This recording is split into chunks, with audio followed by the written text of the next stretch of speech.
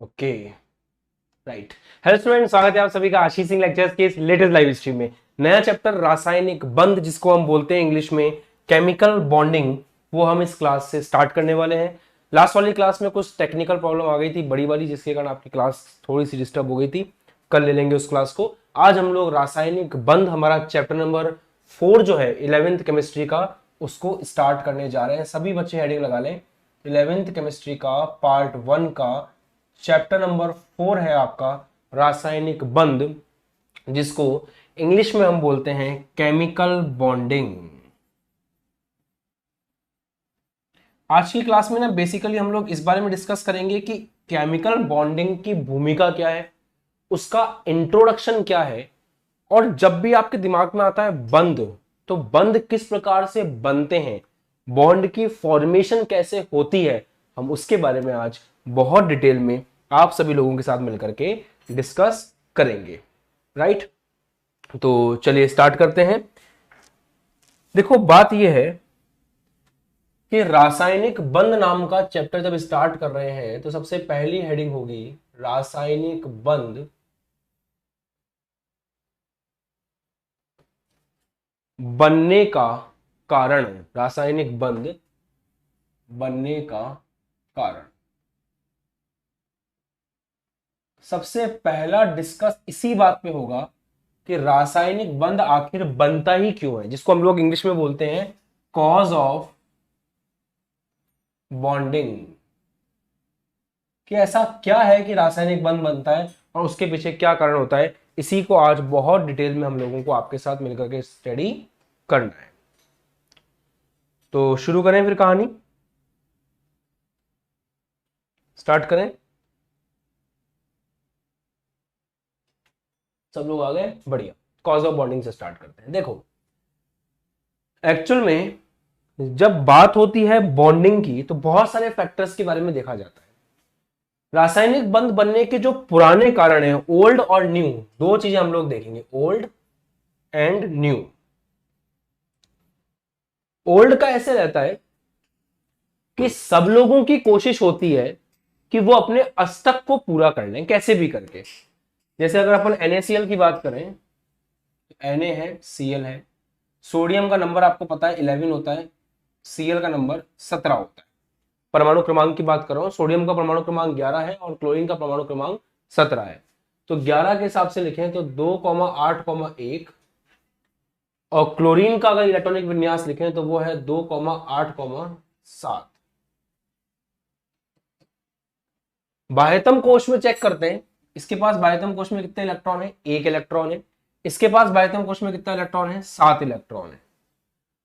अगर सोडियम अपने बाह्यतम कोश में से इलेक्ट्रॉन निकाल दे, अगर सोडियम अपने बाह्यतम कोश में से इलेक्ट्रॉन निकाल दे, तो उसका अंदर वाला कोश तो पूरी तरह से भरा हुआ है 8 इलेक्ट्रॉन के साथ में। क्लोरीन अगर अपने बाह्यतम कोश में 1 इलेक्ट्रॉन ले लेता है तो उसका भी बाह्यतम कोश भर जाएगा। मतलब अगर ये 1 इलेक्ट्रॉन का दान कर दे, मैं सिंपल भाषा में लिख रहा हूं, इलेक्ट्रॉन का दान कर दे, तो इसका विन्यास हो जाएगा 2,8। अगर ये इलेक्ट्रॉन को ग्रहण कर ले तो इसका इलेक्ट्रॉनिक विन्यास हो जाएगा 2,8,8। कहने का मतलब समझने की कोशिश कर रहे हो आप? कहने का मतलब केवल इतना सा है कि अपने बाह्यतम कोश को ये भी पूरी तरह से सेट कर लेगा और अपने बाह्यतम कोश को ये भी पूरी तरह से सेट कर लेगा। दोनों के बाह्यतम कोश में 8-8 इलेक्ट्रॉन हो जाएंगे और इसको बोलते हैं अष्टक का पूरा होना, अष्टक का पूर्ण होना।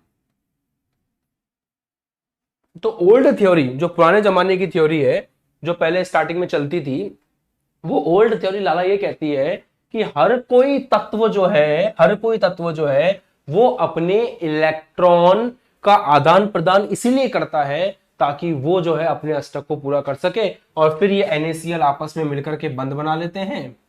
आपको पता है इसने इलेक्ट्रॉन का दान किया है तो ये Na+ बनेगा, इसने इलेक्ट्रॉन को ग्रहण किया है ये Cl- बनेगा, Na+ और Cl- मिलकर के NaCl बना लेंगे, आपका बंध बन करके पूरा हो जाएगा। That's it. और इसको हम क्या नाम देते हैं, इसको हम आयनिक बंध का नाम देते हैं। राइट। ये प्लस माइनस में तो आपको किसी प्रकार का कंफ्यूजन नहीं है, जल्दी से कमेंट करके बताओ भाई। सोडियम की स्थिति देख लो, सबको समझ में आ जाएगा। सोडियम के पास 11 प्रोटॉन थे, 11 इलेक्ट्रॉन थे।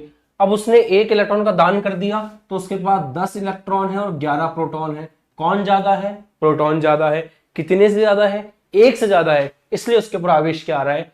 Na प्लस आ रहा है, राइट। ऐसे ही अपन Cl को देखें तो Cl के पास पहले 17 प्रोटॉन थे, 17 इलेक्ट्रॉन थे।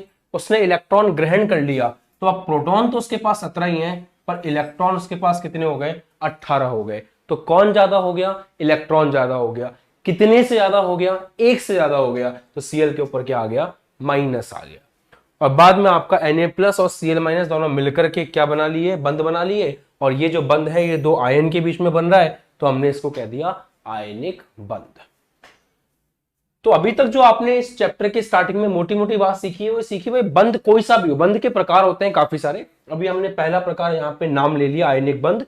बंध बनने का जो पुराना मेथड है या ओल्ड रीजन आप कह सकते हैं, पुराना जो कारण है वो कारण ये था कि यहां पे अष्टक को पूरा करने के लिए, अपने बाह्यतम कोश को पूरी तरह से भरने के लिए बंध निर्माण होता है। जैसे आपको याद होगा, मैं थोड़ा सा 10th क्लास का हिंट देता हूं आपको।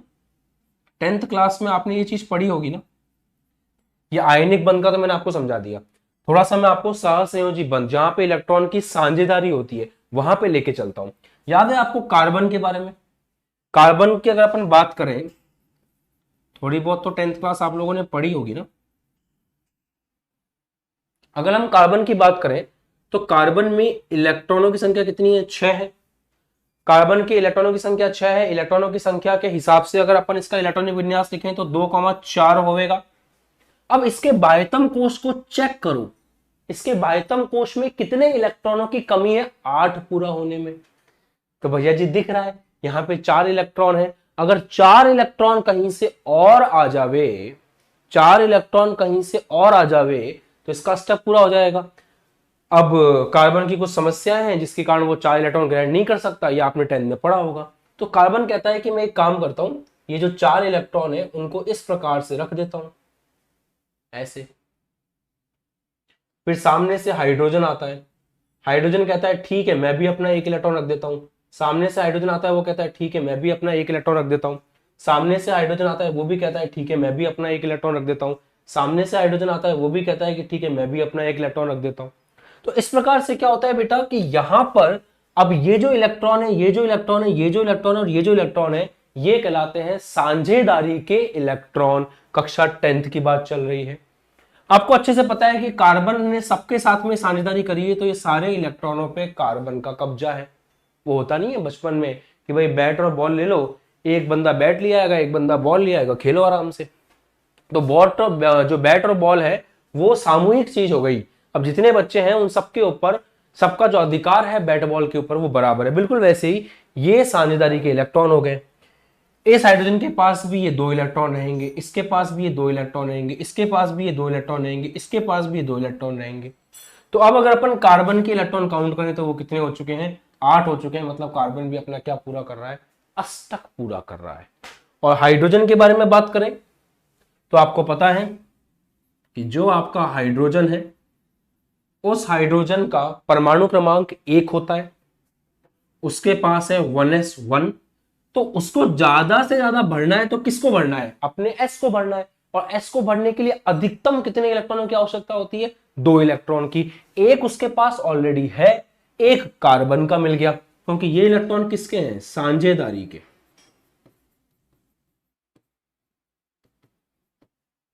है ना, ये इलेक्ट्रॉन किसके बेटा? साझेदारी के इलेक्ट्रॉन है। तो साझेदारी के इलेक्ट्रॉन आपको जो है वो मिल गए, और इन साझेदारी के इलेक्ट्रॉन से हाइड्रोजन का काम भी बन गया। उसके पास भी कितने इलेक्ट्रॉन आ गए बाह्यतम कोश में? 2 इलेक्ट्रॉन आ गए। तो या तो अपना अष्टक ऑक्टेट कंप्लीट करने के लिए वो बंध बनाते हैं, या फिर अपना 2 इलेक्ट्रॉन, जैसे हाइड्रोजन है वो अपना डुप्लेट, इसको बोलते हैं डुप्लेट, या फिर अपने बाह्यतम कोश में 2 इलेक्ट्रॉन करने के लिए बंध बनाते हैं। बंध की जो पुरानी थ्योरी है वो ये कहती है कि हर कोई अपने इलेक्ट्रॉनिक विन्यास को भर लेना चाहता है। हर कोई ये चाहता है कि उसका इलेक्ट्रॉनिक विन्यास जो है वो नोबल गैस की तरह हो। नोबल गैस जानते हो, अक्रिय गैस की तरह। अक्रिय गैस समझते हो कौन सी है? मैं अभी याद दिलाता हूं आपको। हीलियम याद है? Helium, neon, argon. अपना वर्ग 18, आप लोग थर्ड चैप्टर पढ़ के आए हो ना बेटा? पढ़ा है आपने वर्ग 18 के बारे में? वर्ग 18 के किसी भी बंदे को उठा के देख लो, इनके सारे कोश पूरी तरह से भरे हुए होते हैं। तो हर कोई परमाणु यही कोशिश करता है कि उसका कोश भर जाए, और उस चक्कर में अष्टक को पूरा करने के लिए, या बाह्यतम कोश में 2 इलेक्ट्रॉन हाइड्रोजन जैसे बंदे के लिए डुप्लेट पूरा करने के लिए, इन चक्रों में जो है वो बंद बनाते हैं। जैसे ये मैंने आपको एक आयनिक बंध का एग्जाम्पल दिया, और जैसे मैंने आपको ये सहसंयोजी बंध का एग्जाम्पल दिया। आपको डरने की तो कोई आवश्यकता है ही नहीं, क्योंकि आपको आयनिक बंध को भी बहुत डिटेल में मेरे साथ पढ़ना है। आपको डरने की आवश्यकता नहीं है, आपको सहसंयोजी बंध को भी बहुत डिटेल में मेरे साथ पढ़ना है। मैं यहां पर जस्ट आपको इंट्रो दे रहा हूं। तो अगर कोई बच्चा पीछे से चुपचाप से बोलना चाहता है पर बोल नहीं पा रहा क्योंकि कैमरे के पीछे हो आप लोग, आप चुपचाप से बोलना चाह रहे हो ना कि सर हमको ये कम समझ में आता है कि साझेदारी के इलेक्ट्रॉन कैसे कौन क्या करेगा, हमको कम समझ में आता है ये बंद कैसे बन रहा है, हमको सर ये भी समझ में नहीं आता ये इलेक्ट्रॉन क्यों दे रहा है, ये क्यों ले रहा है, वगैरह वगैरह। मुझे पता है आप लोगों को ये बात नहीं पता है। अभी इंट्रोडक्शन चल रहा है बेटू, अभी भूमिका चल रही है, अभी हम लोग बेसिक्स की बात कर रहे हैं। मैं हूं ना आपके साथ, पूरे आयनिक बंध को एकदम खोल के पढ़ाएंगे, जीरो से हीरो। पूरा सहसंयोजी बंध का ऐसा पोस्टमार्टम करेंगे जो आपने कभी नहीं देखा होगा। अभी फिलहाल इंट्रोडक्शन है, और इंट्रो में हम चैप्टर का ट्रेलर दे रहे हैं आप, और ट्रेलर में पूरी पिक्चर समझ में नहीं आती। ट्रेलर में हल्की हल्की कहानी समझ में आती है कि भाई हाँ ये हो रहा है, ये हो रहा है, ये हो रहा है, राइट। आता है तो बहुत अच्छी बात है। तो पहली चीज तो ये समझ में आ गई सभी को, पहली चीज सभी को ये समझ में आ गई कि भाई अपना अष्टक पूरा करने के लिए, अपनी इलेक्ट्रॉनिक विन्यास को अक्रिय गैसों के जैसा बनाने के लिए बंद बनाने की कार्रवाई चलती है, और वो उसके पीछे का कारण हो सकता है। ठीक है बॉस। अब हम जो इसकी मॉडर्न थ्योरी है वो देखते हैं, जो न्यू है, एकदम फ्रेश माल है वो देखो। वो पुराना माल था, वो एक्सपायर माल हो गया। नई थ्योरी समझिए जो एक्चुअल में परफेक्ट है। नई थ्योरी ये बोलती है कि रासायनिक बंध का निर्माण होने के पीछे का जो कारण है, सुनना, नई थ्योरी ये बोलती है कि रासायनिक बंध के निर्माण होने का जो कारण है वो है ऊर्जा की कमी। ऊर्जा की कमी। ऊर्जा भी कौन सी? स्थितिज ऊर्जा की कमी। अब आप बोलोगे सर ये कंसेप्ट क्या है? एक बहुत बड़ा कंसेप्ट है केमिस्ट्री का, या चाहे आप टोटल देख लो साइंस का, कि जितनी स्थितिज ऊर्जा, या सिंपल भाषा में बोलूं, जितनी ऊर्जा कम होती है वो निकाय, निकाय जिसको हम बोलते हैं सिस्टम, और सिस्टम का मतलब होता है भाई हम जिस भी चीज के बारे में पढ़ाई कर रहे हैं, या जिस भी चीज को देख रहे हैं, जिस भी चीज को ऑब्जर्व कर रहे हैं, जिस भी चीज के बारे में बात कर रहे हैं, वही हमारा क्या होता है? सिस्टम होता है। जैसे अभी मेरा सिस्टम क्या है? जिस स्टूडियो से मैं पढ़ा रहा हूं वही मेरा सिस्टम है, यही सब मेरे कंट्रोल में। आपका सिस्टम क्या है? आप अपनी डेस्क पर बैठ करके पढ़ाई करो, आपके सामने मोबाइल हो सकता है, लैपटॉप हो सकता है, वो आपका सिस्टम है, राइट। तो सिस्टम का मतलब जिसकी हम बात कर रहे हैं, यहां पे हमारा सिस्टम कौन होगा? परमाणु होंगे, अणु होंगे, ठीक है। तो ऊर्जा अगर एक निकाय की कम होती है, ऊर्जा अगर एक सिस्टम की कम होती है, तो वो सिस्टम बहुत ज्यादा स्थायी माना जाता है, स्टेबल, राइट। कमेंट करो फटाफट, जो काम की चीजें हैं उसको कमेंट सेक्शन में लिख लेना चाहिए, है ना। जो काम की चीजें हैं उसको कमेंट सेक्शन में लिख लेना चाहिए कि ऊर्जा के कम होने का मतलब है कि आपका सिस्टम, आपका निकाय जो है वो स्थायी हो रहा है। और अगर किसी निकाय की ऊर्जा ज्यादा है तो इसका मतलब यह है कि वो सिस्टम आपका अस्थायी हो रहा है, अनस्टेबल है। अब मैं आपको जो समझाने जा रहा हूं सबसे इंपॉर्टेंट चीज है कि मॉडर्न थ्योरी ये बोलती है कि बंध का निर्माण क्यों होता है? बंध का निर्माण होता है स्थितिज ऊर्जा में कमी करने के लिए। अगर बंध बनेगा तो स्थितिज ऊर्जा में कमी होगी, और उससे आपका सिस्टम, मतलब आपका अणु परमाणु क्या होंगे? स्थायी होंगे। और हर कोई चाहता है कि वो क्या हो? स्थायी हो। थोड़ा सा कम समझ में आया होगा, अभी मैं एग्जांपल दूंगा, मजा आ जाएगा। बट अभी मेरी बात समझ लो कि अगर किसी सिस्टम, केवल इतनी सी बात कमेंट सेक्शन में लिख दो कि किसी भी सिस्टम की ऊर्जा अगर ज्यादा है, लिख दो यार, किसी भी सिस्टम की ऊर्जा अगर ज्यादा है तो वो सिस्टम अस्थायी है, अनस्टेबल है। ठीक है लाला। अगर किसी सिस्टम की ऊर्जा कम है तो वो स्थायी है। मतलब केमिस्ट्री में एक बात तो तय है कि अगर कहीं भी ऊर्जा बढ़ रही होगी तो मैं बोलूंगा कि ये मजा नहीं आ रहा, यहां पे अस्थायी हो रहा है। और कहीं भी अगर ऊर्जा कम हो रही होगी तो मैं खटाक से बोलूंगा कि भाई यहां पे मजा आ रहा है, यहां पे स्थायी हो रहा है, यहां पे स्टेबल हो रहा है।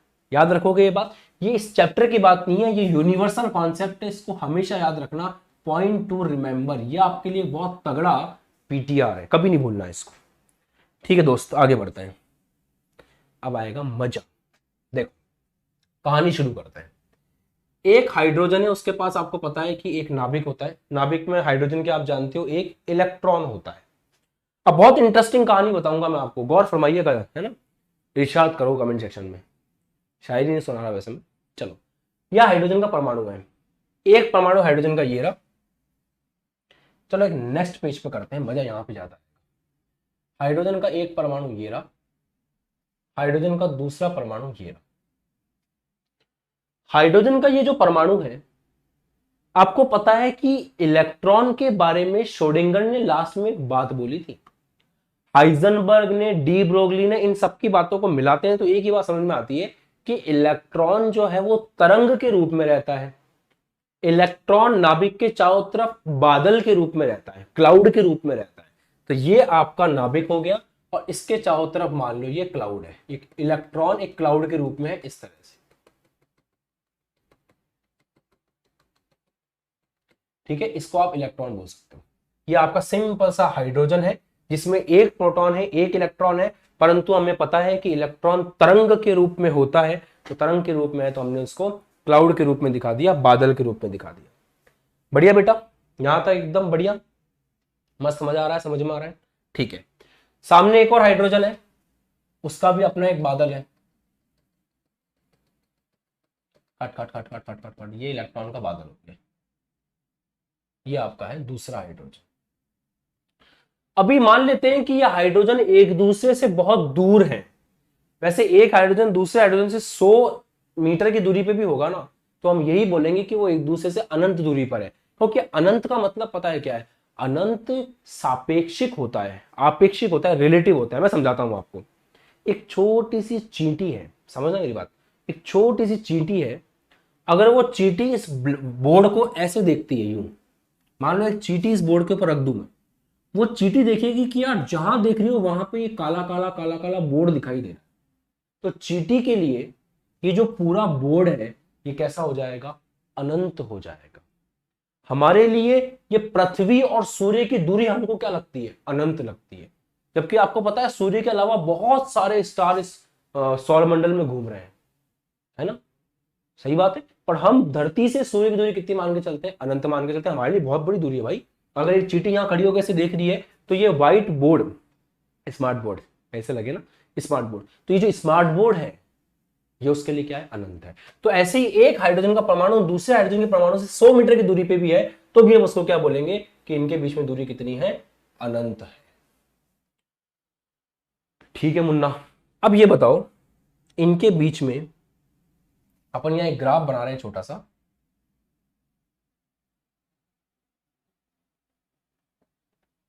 इधर हम ले रहे हैं स्थितिज ऊर्जा और इधर हम ले रहे हैं आर।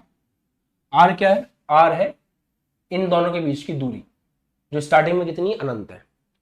तो स्टार्टिंग में जब आर आपका अनंत है, इन दोनों के बीच की दूरी बहुत ज्यादा है, तो ऊर्जा हम मान लेते हैं कि लगभग जीरो के बराबर है। ये देखो, पोटेंशियल एनर्जी लगभग किसके बराबर है? जीरो के बराबर है। अभी ये दोनों बहुत दूर दूर है और जो पोटेंशियल एनर्जी है वो लगभग किसके बराबर है? जीरो के बराबर है। ऐसा हम मान के चल सकते हैं कि स्टार्टिंग में जो आपकी पोटेंशियल एनर्जी है वो लगभग किसके बराबर है? जीरो के बराबर है। स्टार्टिंग में हम बोल सकते हैं कि इस पॉइंट पर जो पोटेंशियल एनर्जी पी है वो कितनी है? जीरो है। बताइए कमेंट करके, समझ में आ गया? अब अगर दिमाग लगाएं कि इन दोनों के बीच में कौन कौन से आकर्षण काम कर रहे हैं, कौन कौन से प्रतिकर्षण काम कर रहे हैं, तो क्या क्या हो सकता है। सुनो, सबसे पहला, इसका नाभिक, इसको 1 बोल दूं और इसको 2 बोल देता हूं। इसका नाभिक, पहले वाले का नाभिक और दूसरे वाले का इलेक्ट्रॉन, ध्यान दो ना, ये प्लस इसका नाभिक और इसका इलेक्ट्रॉन, इनके बीच में क्या होगा, आकर्षण। प्यार मोहब्बत, चैप्टर को प्यार से शुरू कर रहा हूं इसलिए प्यार मोहब्बत की बात हो रही है। टॉपिक पे ध्यान दो बच्चा पार्टी, पूरी तरह से टॉपिक पे ध्यान दो। जिंदगी के मजा आ जाएंगे, समझ लोगे तुम, जिंदगी के मजा आ जाएंगे। लेवल की पढ़ाई कर रहे हो आप लोग। इसके नाभिक और उसके इलेक्ट्रॉन के बीच में क्या होगा, प्यार होगा, आकर्षण। प्लस माइनस के बीच में क्या होता है, प्यार होता है। तुम हमसे प्यार करोगे, हम तुमसे प्यार करेंगे सनम। इसका प्लस और उसके माइनस के बीच में भी क्या होगा, प्यार होगा। तो यहां पे दूसरे वाले का नाभिक और पहले वाले का इलेक्ट्रॉन, इनके बीच में भी क्या होगा, आकर्षण होगा। ये भी ठीक। तीसरा, जहां प्यार होता है वहां पे नफरत भी तो होती है, कहीं ना कहीं बैलेंस बना रहता है। चलो, इसके प्लस और इसके प्लस के बीच में क्या होगा, नफरत। तो पहले वाले का नाभिक और दूसरे वाले का नाभिक, इनके बीच में क्या होगा, प्रतिकर्षण। सही बात है। इसका इलेक्ट्रॉन, इसका इलेक्ट्रॉन क्या होगा, प्रतिकर्षण।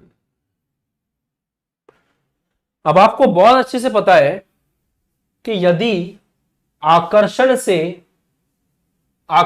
बताया था ना मैंने आपको, हाँ नहीं बताया, अब बताता हूं। कभी भी केमिस्ट्री में आकर्षण हो रहा हो तो हमेशा ऊर्जा कम होती है और निकाय क्या बनता है, स्थायी बनता है। अगर केमिस्ट्री में कहीं भी प्रतिकर्षण हो रहा हो तो वहां पर ऊर्जा ज्यादा होती है और वो अस्थायी होता है। इसलिए कहते हैं दुनिया में जितना कर सको उतना प्यार करो, क्योंकि प्यार करने से ऊर्जाएं कम होंगी, स्थायी बनेगा। पर इसका मतलब नहीं है कि हर किसी से प्यार करो। इसका मतलब ये भी नहीं है कि कमेंट सेक्शन में आके अपना प्यार ढूंढो। ये सड़क छाप प्यार से कुछ नहीं होगा। दिल से प्यार करो यार। हम तो दिल से ही करते हैं, सामने वाली भाव नहीं देती है, कोई बात नहीं। जब कुछ बन जाओगे अपने आप आपको बचपन का प्यार मिल जाएगा, ठीक है। और अगर वो बन गई तो उसको अपने बचपन का प्यार मिल जाएगा। खैर ये तो जिंदगी है, चलती रहती है। इस बीच में माँ बाप कहते ही रहते हैं आप लोगों को कुछ नहीं पड़ा प्यार मोहब्बत में है। चलो, all the best to all of you. फिलहाल केमिस्ट्री में तो ये बात है कि जितना प्यार करोगे उतना अच्छी बात है। केमिस्ट्री तो यही कहती है। चलो टॉपिक पे आते हैं। लोग ख्याल करने लग गए होंगे सर क्या दिन थे वो हैं। चलो, तो दोनों एक दूसरे से बहुत दूर हैं। दोनों एक दूसरे से मान लो 100 मीटर पे भी हैं तो हम ये कहेंगे कि भाई एक दूसरे से उनकी दूरी क्या है, अनंत है। और उस समय उनकी ऊर्जाएं जीरो है। ये अपने अनंत पे पड़ा, ये अपने अनंत पे पड़ा, इसकी ऊर्जा जीरो, उसकी ऊर्जा भी जीरो, पोटेंशियल एनर्जी आपकी स्थिति ऊर्जा क्या है, जीरो है। इन दोनों परमाणुओं के बीच में, इन दोनों परमाणुओं के बीच में अगर मैं आपसे सवाल पूछ लूं कि कौन कौन से बंध संभव है, तो आप बोलोगे सर जी इसके प्लस और इसके माइनस के बीच में प्यार, पहली पॉसिबिलिटी। इसके प्लस और इसके इलेक्ट्रॉन के बीच में प्यार, दूसरी पॉसिबिलिटी। इसका प्लस और इसके प्लस के बीच की नफरत, तीसरी पॉसिबिलिटी। इसके माइनस और इसके माइनस के बीच में नफरत, अर्थात इसके इलेक्ट्रॉन और इसके इलेक्ट्रॉन के बीच में नफरत, चौथी पॉसिबिलिटी। 4 पॉसिबिलिटी सर जी, ये हमें समझ में आ चुकी हैं। अब स्टार्टिंग में ध्यान देना, स्टार्टिंग में आकर्षण ज्यादा है, प्रतिकर्षण कम है। मतलब इस प्लस का इस इलेक्ट्रॉन के प्रति जो प्यार है वो ज्यादा है, इस प्लस का इसके इलेक्ट्रॉन के प्रति जो प्यार है वो ज्यादा है। तो इस चक्कर में क्या होंगे, दोनों एक दूसरे के पास आना शुरू करेंगे। तो स्टार्टिंग में आकर्षण ज्यादा होने के कारण दोनों एक दूसरे के क्या करेंगे, पास आना शुरू करेंगे। स्टार्ट करें पास पास लाना, तो धीरे धीरे क्या होगा कि ये दोनों एक दूसरे के क्या आते जाएंगे, पास आते जाएंगे ऐसे। क्योंकि स्टार्टिंग में 1 और 2 ज्यादा है 3 और 4 से, 1 एंड 2 वाला जो आकर्षण है वो ज्यादा है 3 एंड 4 से। तो क्या होगा कि आपके दोनों जो हाइड्रोजन हाइड्रोजन है वो एक दूसरे के क्या आने लगेंगे, पास आने लगेंगे। मिट गई दूरियां, है ना, पास आने लगे सनम। तो जैसे जैसे दूरियां मिटती, जैसे जैसे प्यार बढ़ता जाएगा वैसे वैसे दूरियां कम होती जाएंगी। ठीक है, केमिस्ट्री में दूरियां जब कम होती हैं आकर्षण के कारण तो ऊर्जा भी कम होती है, क्योंकि पास क्यों आ रहे हैं, आकर्षण के चक्कर में। ऊर्जा कम होती है तो स्थायी बनता है। कहने का मतलब ये क्या है कि जैसे जैसे ये पास आते जाएंगे इनकी स्थितिज ऊर्जा जो है सिस्टम की या फिर निकाय की, निकाय बोले तो इन दोनों की बात हो रही है, इनकी स्थितिज ऊर्जा क्या होती जाएगी, कम होती जाएगी। राइट राइट, तो इनकी स्थितिज ऊर्जा क्या होती जाएगी, कम होती जाएगी। ठीक है भाई, जैसे जैसे ये पास आते जाएंगे, अभी स्थितिज ऊर्जा कितनी है, 0 है, तो जैसे जैसे ये पास आते जाएंगे ऊर्जा और कम होती जाएगी। मतलब जैसे जैसे आपका ये पास आते हुए दिखाई देंगे वैसे वैसे इनकी ऊर्जा, जैसे जैसे ये पास आएंगे वैसे वैसे इनकी ऊर्जा जो है वो क्या होती जाएगी, कम होती जाएगी। तो जैसे जैसे आपके परमाणु पास आएंगे ऊर्जा कम होगी, स्थायित्व तो बढ़ेगा, स्टेबिलिटी बढ़ेगी। ठीक है सर, और पास आते गए आते गए आते गए आते गए आते गए और ऊर्जा कम होती गई होती गई होती गई, और अब ये आपस में एक दूसरे में मिल गए।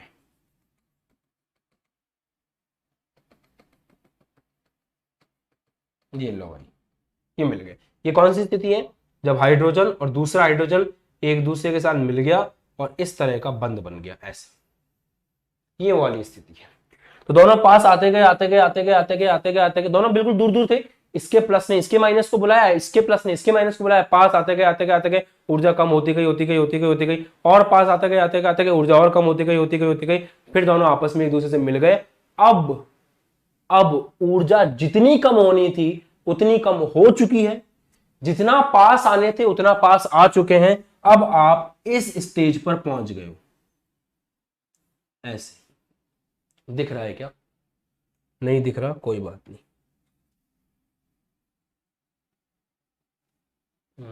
ठीक है, अब आप इस स्टेज पर आ चुके हो, जितनी कम होनी थी हो चुकी है, दोनों मिल चुके हैं एक दूसरे से, ऐसे ये स्थिति है।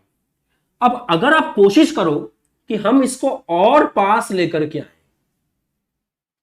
पास आने थे आगे मिल गए, अब आप चाहे हो कि हम और पास लेकर के जाएं, तो अगर परमाणु, अभी परमाणु के बीच की जो दूरी है वो कितनी है, r0 है, और यहां पे r0 कितना है, यहां से आप देखो ना ये r ही तो है, तो परमाणुओं के बीच की दूरी r0 है, मतलब ये आपका r0 है यहां से अंतर।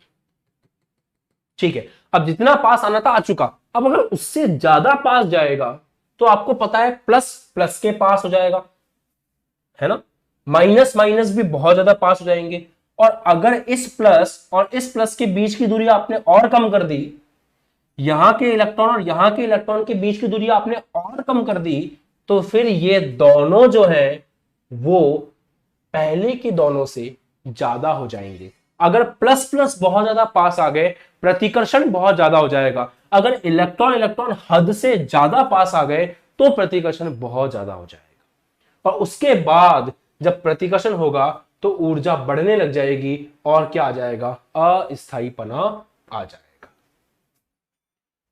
तो परमाणु इतना समझदार होते हैं, मजा आ रहा है, परमाणु इतना समझदार होता है कि उसको पता है कि कहां तक पास में आना है, उसको अपनी लिमिट पता है।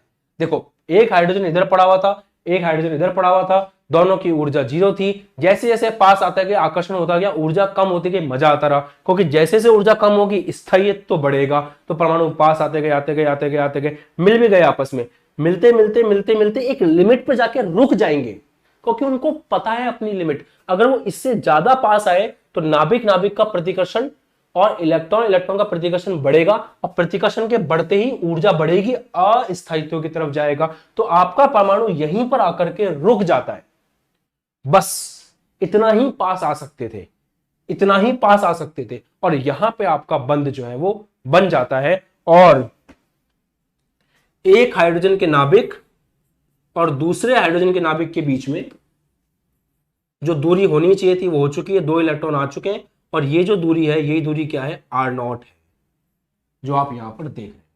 और इतनी ऊर्जा कम हो चुकी है, और ऊर्जा के कम होने से क्या होता है बेटा, ऊर्जा के कम होने से स्थायित्व की प्राप्ति होती है। तो H और H जब दूर दूर थे तो उनकी ऊर्जा 0 थी, जब वो पास में आकर के बंद बना लिए उनकी ऊर्जा बहुत कम हो गई, नेगेटिव में चली गई, माइनस में चली गई, स्थायित्व में और वृद्धि हो गई। तो बंद बनने का कारण समझ में आया, बंद बनने का कारण है ऊर्जा को कम करना, स्थायित्व को प्राप्त करना। लिखो कमेंट सेक्शन में, बंद बनने का कारण है, बंद बनने का कारण है, बंद बनने का कारण है ऊर्जा कम करना, स्थायित्व प्राप्त करना। बंद बनने का कारण है ऊर्जा कम करना, स्थायित्व प्राप्त करना। और ये जो पॉइंट है, इस पॉइंट पर स्थितिज ऊर्जा न्यूनतम है,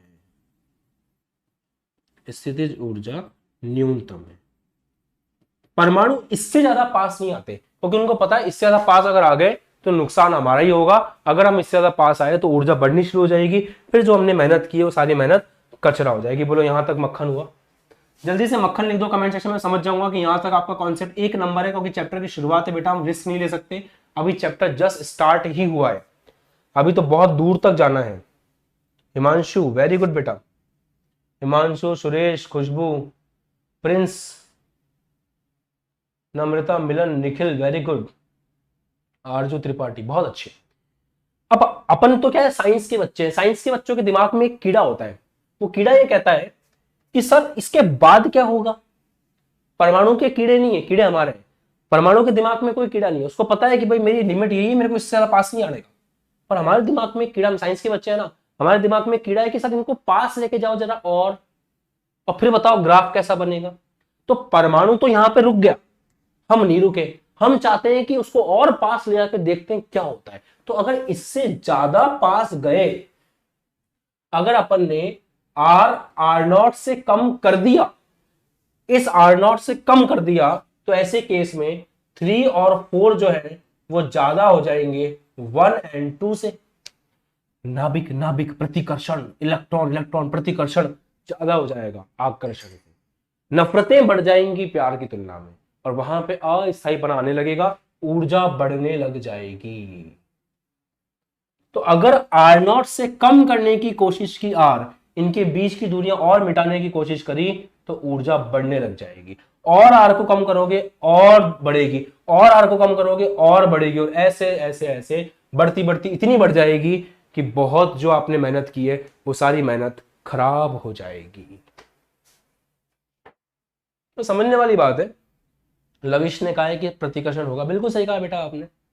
सुरेश कह रहा है कि शुरुआत में आकर्षण क्यों ज्यादा होता है, क्योंकि बेटा ये जो प्लस और प्लस है ना, इनके बीच में प्रतिकर्षण तब हो सकता है जब ये बहुत पास में आए, परंतु इस प्लस के पास जो जेफ है ना, उस जेफ से वो इलेक्ट्रॉन को खींच जरूर सकता है। तो प्रतिकर्षण के लिए इस प्लस के बहुत ज्यादा पास आना जरूरी है, जबकि इस प्लस और इलेक्ट्रॉन के लिए ऐसा नहीं है, इसलिए स्टार्टिंग में आकर्षण हमें ज्यादा देखने को मिलता है। आपने पढ़ा होगा ना कि प्लस और प्लस के बीच में ये नाभिक है, नाभिक का आकार बहुत छोटा होता है, तो एक नाभिक दूसरे नाभिक की कीड़े तभी कर सकता है जब वो बिल्कुल पास में हो, पर एक नाभिक के पास जेफ होता है, जो आपने 3rd चैप्टर में पढ़ा है, उस जेफ से वो सामने वाले के इलेक्ट्रॉन की तरफ आकर्षण दिखा सकता है। रिलेटेबल है, अगर थोड़ा आप पुराने लेक्चर्स को याद करोगे, 3rd चैप्टर को याद रखोगे तो आपको एकदम कतई जहर समझ में आ जाएगा। सुरेश का आंसर मैंने आई थिंक कर दिया है, बढ़िया। बहुत अच्छे, क्लियर हो गया बेटा यहां तक? जल्दी बताओ। और जितने पास ये आपस में आ सकते हैं वो यही है, यही R0 है, और इसी R0 को हम कहते हैं बंद लंबाई। नोट कर लो, इसी R0 को हम कहते हैं बंद लंबाई, और इंग्लिश में इसको कहते हैं बॉन्ड लेंथ। क्या कहते हैं इसको इंग्लिश में? Bond length. यार जो है R0 आपकी कहलाती है बॉन्ड लेंथ कहलाती है। सर इंग्लिश बहुत बोल रहे हो आजकल। बंद लंबाई, ठीक है, बुरा मानने वाली कोई बात नहीं यार इसमें। Okay boss, clear? छापो खटाखट, जल्दी से छापो, अभी तो बहुत कुछ पढ़ना है बेटा। अब बंद के प्रकार देखने हैं, फिर कल से अपन जो है शुरू कर देंगे बढ़िया से एकदम धमाकेदार आयनिक बंद। आज तो मैं आपको इंट्रोडक्शन दे रहा हूं ना, आज तो मैं आपको केवल ये बता रहा हूं कि बंद बनता ही क्यों है। तो पहले तो कहते थे ये अष्टक फष्टक पूरा करने के चक्कर में बंद बनता है, अपना 8 पूरा करने में लगा है, कोई 2 पूरा करने में लगा है, ये सब पहले की मान्यताएं थी। बाद में समझ में आया कि यार सारा खेलना एक्चुअल में केवल एक ही चीज का है, आकर्षण का, ऊर्जा को कम करने का, प्यार मोहब्बत बढ़ाने का, है ना। ये बात तो सही है ही, जितना प्यार मोहब्बत ज्यादा रहती है उतना लड़ाई झगड़े कम होते हैं, जितना लड़ाई झगड़ा कम होता है उतना स्थायित्व बना रहता है। वही कहानी अपनी केमिस्ट्री में चलती है। तो कहीं ना कहीं चीजें कनेक्टेड है आपस में। ये एकदम मॉडर्न थ्योरी है, एकदम परफेक्ट है कि ऊर्जा कम करना ही बंद बनाने का असली उद्देश्य होता है। राइट, चलो आगे बढ़े। मोमेंटम बैच की एक्सक्लूसिव क्लासेस इस वीक में होंगी, ठीक है। अभी जो चैप्टर नंबर 3 की एनसीईआरटी होगी वो एनसीईआरटी अपन एक्सक्लूसिव क्लासेस में ही करेंगे सारी की सारी। मोमेंटम बैच के जो बच्चे हैं चिंता की कोई बात नहीं है, आपकी जितनी भी एक्सक्लूसिव क्लासेस हैं वो सारी मिलेंगी आपको एप्लीकेशन पर ही, लिंक के थ्रू वो लिंक आपको मिल जाएगा। बढ़िया जी, आगे बढ़े। चलो अब बंद के प्रकार देख लेते हैं अपन जरा जल्दी से। समरी दे रहा हूं अभी चैप्टर की मैं आपको कि इस चैप्टर में आपको किस किस टाइप से पढ़ना है। बंद के प्रकार, बंद के प्रकार बेसिकली आप अगर देखोगे ना तो आपको 2 प्रकार से पढ़ना है। पहला जो अंतरा परमाणुओं के बीच बनेगा और दूसरा बंद जो अणुओं के बीच बनेगा। मैं लिख देता हूं, बंद के प्रकार में पहला परमाणुओं के मध्य बंद,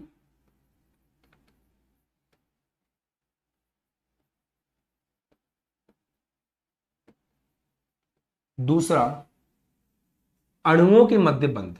लिख लो भले, कल से आपको पीपीटी से पढ़ाएंगे, जहां जरूरत होती है वहीं पीपीटी लेके आता हूं मैं, है ना, ताकि हाथ से लिखो। कुछ चीजें ऐसी हैं जो हाथ से लिखने में मजा आता है, तो वही वाली बात है। तो परमाणुओं के मध्य बंद, परमाणुओं के मध्य जो बंद है उसमें आपको कौन कौन से बंद बनने हैं। परमाणुओं के मध्य से आयनिक बंद पढ़ना है आपको, आयनिक बंद, एग्जाम्पल NaCl, ये आपको पढ़ना है। सहसंयोजी बंद पढ़ना है आपको,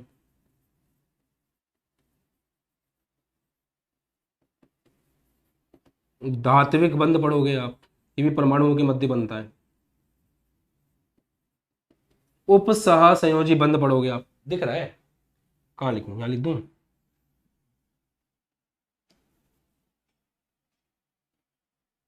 उपसहसंयोजी बंद।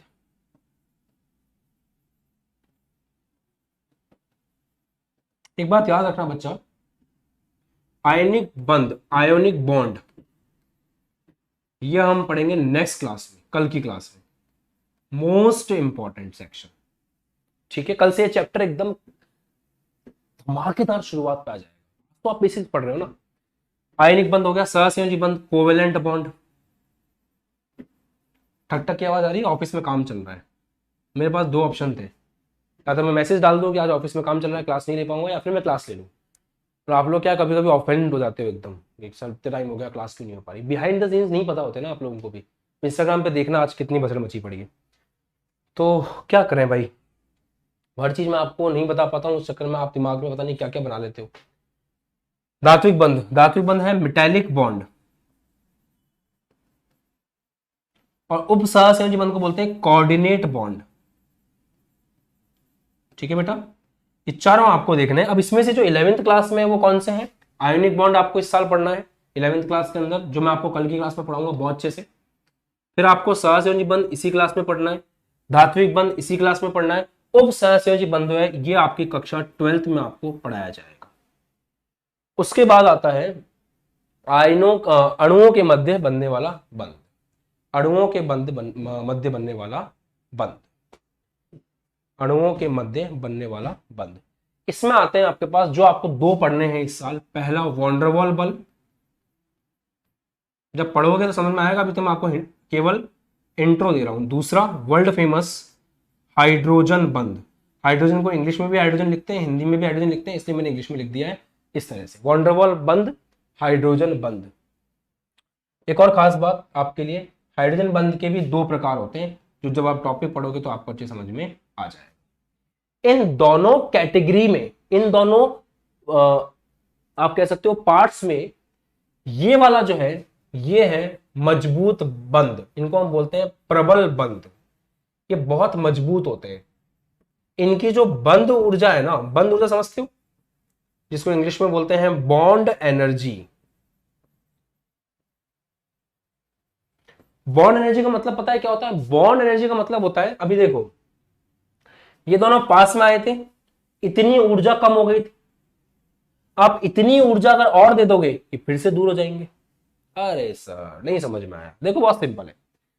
ये दोनों जब पास में आकर के बंध बना रहे थे तो इतनी ऊर्जा कम हो गई थी, इसलिए आपस में चिपके हुए।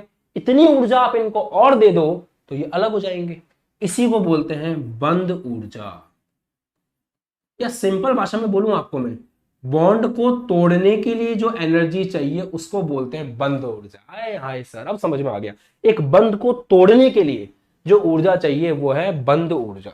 इसकी परिभाषा अपन दो तरह से देख सकते हैं। देखो, दोनों मिल रहे हैं तो जो ऊर्जा बाहर निकली वो बंध ऊर्जा है, या दोनों को अलग करने के लिए जो ऊर्जा देनी पड़ेगी वो भी बंध ऊर्जा है। इसकी परिभाषा भी आने वाली क्लासेस में पढ़ाई जाएंगी, चिंता की कोई बात नहीं, अभी केवल सुन लो कि ये दोनों जब पास में आए जो ऊर्जा बाहर निकली वो बंध ऊर्जा है, इन दोनों को अलग करने के लिए जो ऊर्जा चाहिए वो बंध ऊर्जा है। सिंपल सी बात, नो बकवास। इधर आते हैं, आगे चलते हैं। हाँ, तो इनकी जो बंध ऊर्जा है वो ज्यादा होती है, उच्च होती है। मतलब इन बॉन्ड्स को तोड़ने में, इन बंध को तोड़ने में बड़ी मेहनत करनी पड़ती है, और इनकी ऊर्जा लगभग 200 से 400 किलोजूल पर मोल होती है। लगभग बता रहा हूं मैं आपको, इनको तोड़ना बहुत बहुत बहुत मुश्किल है इन सबको। और जो ये है ना, ये वाली, इनकी बंध ऊर्जा बहुत कम होती है, क्योंकि ये जो बंध है ये बहुत दुर्बल बंध होते हैं, ये वीक बॉन्ड्स हैं। इनको तोड़ने के लिए 2 से 40 किलोजूल पर मोल चाहिए होता है, इससे ज्यादा कोई दिक्कत नहीं है, और ये आपस में एक दूसरे का साथ छोड़ जाते हैं। तो ये जो बंध है इनकी बंध ऊर्जा ज्यादा है, तोड़ना मुश्किल है। ये जो बंध है इनकी बंध ऊर्जा कम है, इनको तोड़ना दुनिया में थोड़ा सा आसान काम होता है। राइट। पवन जाटोलिया जी ने लिखा है the enthalpy who break the bond. क्या बात है, दिल खुश कर दिया, मजा ही आ गया। बॉन्ड तोड़ने की ऊर्जा, ठीक है जी। आगे बताओ, बढ़िया एकदम। चलो इधर आते हैं। अब ये एक एक करके पढ़ना है, कल की क्लास में आप आयनिक बंध पढ़ोगे, फिर ये सब लाइंस चलेगा, कोई दिक्कत नहीं है। अब ये सब कुछ मैं आपको पढ़ाऊंगा इस साल अच्छे से, इस साल मतलब इस चैप्टर में अच्छे से पढ़ाऊंगा। फिलहाल आज की क्लास में आपने 40 मिनट 45 मिनट में क्या सीखा, मैं उसको थोड़ा सा समराइज करना चाहता हूँ आप लोगों के साथ में, ताकि जब आप कल की क्लास में आए तो आपको एनर्जी एकदम फुल हो और कल की क्लास का इंटरेस्ट आपके अंदर रहना चाहिए। सबसे पहली चीज आपने ये समझी कि रासायनिक बंध जब बनता है तो उसका कारण क्या होता है ना। सब लोग कमेंट सेक्शन में एक्टिव हो जाओ, मुझे बस आपका 2 मिनट और चाहिए। कारण ये होता है किसी भी बंध का बनने का, दो कारण है। पहले ये सोचा जाता था कि अष्टक पूरा करने के चक्कर में, मतलब 8 इलेक्ट्रॉन पूरा करने के चक्कर में, या हाइड्रोजन जैसे तत्व अपने 2 इलेक्ट्रॉन पूरा करने के चक्कर में बंध बनाते हैं। हमने देखा आयनिक बंध बन रहा था, उसके अंदर भी यही कंसेप्ट लग रहा था, 8 का चक्कर। सहसंयोजी बंध बन रहा था, उसमें भी कार्बन 8 के चक्कर में भाग रहा था। तो हमको लगा कि भाई अष्टक पूरा करने के चक्कर में भागते होंगे। फिर बाद में जब और स्टडी की गई तो न्यू स्टडी ये बोलती है कि एक ही उद्देश्य होता है, ऊर्जा कम करना। और ऊर्जा कम करने से क्या होता है? तो ऊर्जा कम करने से स्थायित्व की प्राप्ति होती है। ऊर्जा कम करने से सिस्टम आपका स्टेबल बनता है। इस चक्कर में ये आपस में बंध बनाने की कोशिश करते हैं। अच्छी बात है, ये आपने सीखा। दूसरी बात आपने सीखी बंध के प्रकार। बंध के प्रकार में आपने 2 प्रकार समझे। एक तो वो बंध जो परमाणुओं के बीच में बन रहा है, और एक वो बंध जो अणुओं के बीच में बन रहा है। जो बंध परमाणुओं के बीच में बन रहे हैं उनमें एग्जाम्पल है जैसे कि आपका आयनिक बंध, सहसंयोजी बंध, उप सहसंयोजी बंध, धात्विक बंध, जिसमें से 3 आप इस चैप्टर में पढ़ोगे और बाकी का एक आपको अगली क्लास में 12th में पढ़ना है। आगे आपने ये भी सीखा साथ ही साथ कि जो सेकंड वाले हैं वॉन्डरवॉल बल, हाइड्रोजन बंध, ये अणुओं के बीच में होते हैं। अणुओं के बीच में होते हैं और ये कमजोर होते हैं। ये बंध प्रबल है, ये बंध कमजोर है। इनको तोड़ने में 200 से 400 किलो जूल पर मोल लगता है और इनको तोड़ने में 2 से 40 किलो जूल पर मोल में काम चल जाता है। अब जैसे चैप्टर आगे बढ़ेगा, एक एक बंद का बढ़िया से पोस्टमार्टम होगा और अगली क्लास में आप जो कुछ भी पढ़ोगे वो प्रॉपर फील के साथ एकदम डीप में पढ़ोगे, अच्छे से पढ़ोगे, राइट। तो ये आज की क्लास थी। उम्मीद करते हैं कि आपको आज की क्लास एकदम मक्खन हो गई होगी। थोड़ा क्षमा चाहेंगे आपसे, फिजिक्स की क्लास नहीं हो पाई, ऑफिस में कुछ काम चल रहा है जिस कारण से हमने केमिस्ट्री क्लास चैप्टर नया शुरू कर दिया है। अब आप लोगों को कमेंट करना है, कमेंट करके बताना है कि चैप्टर की शुरुआत कैसी लगी। देखो शुरुआत अच्छी होती है ना, चैप्टर पढ़ाने में मजा आ जाता है। आज आप जितने बच्चे लाइव हो, कल आपको रेगुलरली अब लाइव क्लास में आते रहना, ताकि आप चैप्टर को लाइव ही अटेंड करते चलो। बहुत इंपॉर्टेंट चैप्टर है बोर्ड्स के हिसाब से। देखो जिस बच्चे ने ये चैप्टर नहीं पढ़ा, 12th क्लास में बोर्ड में बहुत दिक्कत आने वाली है। आपने सुना होगा टीचर कहते हैं बेटा 11th में पढ़ लेता, 11th में पढ़ लेता तो 12th में अच्छे नंबर लेके आता। तो वो इसीलिए कहते हैं क्योंकि इस तरह का जो चैप्टर है, ये चैप्टर बोर्ड में बहुत ज्यादा काम आएगा। अगर आपकी दिल में इच्छा है कि आप IIT जेईई और नीट जैसे एग्जाम को क्रैक करो, तो इस चैप्टर के बिना आप सोचना भी मत कि आप IIT जेईई निकाल सकते हो, नीट निकाल सकते हो। बहुत ज्यादा इंपॉर्टेंट चैप्टर है। ऑर्गेनिक केमिस्ट्री में भी इसका रोल है और ऑर्गेनिक केमिस्ट्री 50% से ज्यादा केमिस्ट्री है। तो कहने का मतलब ये चैप्टर उस ABCD की तरह है जिसको पढ़े बिना आप वर्ड और सेंटेंस नहीं बना सकते, इंग्लिश नहीं बोल सकते। ऐसे ही अगर आपने ये चैप्टर नहीं पढ़ा तो आप केमिस्ट्री में सर्वाइव नहीं कर पाओगे। मैं ये चैप्टर आपको इस लेवल तक लेकर के जाऊंगा और एकदम जीरो से स्टार्ट करूंगा जैसे मैंने आज किया है ना। तो आपको कमेंट जरूर करना है किसी भी हालत में। जितने बच्चे यहाँ पे उतने कमेंट आ जाने चाहिए, यही आपका होमवर्क है। कल की क्लास में आयनिक बंध का बहुत बढ़िया से जबरदस्त पोस्टमार्टम करेंगे। वीडियो को लाइन से देखते हुए चलना। जब ये चैप्टर पूरा कंप्लीट हो जाएगा, मैं IIT जेईई नीट वाले चैनल के ऊपर इसकी एक 3 घंटे की क्लास भी लूंगा, जिसके अंदर प्रीवियस ईयर में आए हुए IIT जेईई और नीट के क्वेश्चंस भी आपको करवाऊंगा। तो मैं ये चैप्टर आपको लास्ट तक लेकर के चलूंगा, बस आपको साथ साथ चलना है। लाइक, सब्सक्राइब, शेयर, कमेंट में कमी नहीं होनी चाहिए। मेरी तरफ से कंटेंट में कमी नहीं होगी। मिलते हैं अगली क्लास में। बाय, जय हिंद, टेक केयर, ध्यान रखो, खुश रहो, मस्त पढ़ाई रहो। अभी तक बैच ज्वाइन नहीं किया, नंबर शो हो रहे हैं, उनके ऊपर एक बार कॉल करो। डिस्क्रिप्शन में प्रॉपर इस वीडियो का प्लेलिस्ट का लिंक रहेगा। हमारे हर चैनल का हर एक चीज का लिंक डिस्क्रिप्शन में प्रॉपर है। आप वहां से जाके हमारे को अच्छे से फॉलो कर सकते हैं। बाय बाय, जय हिंद।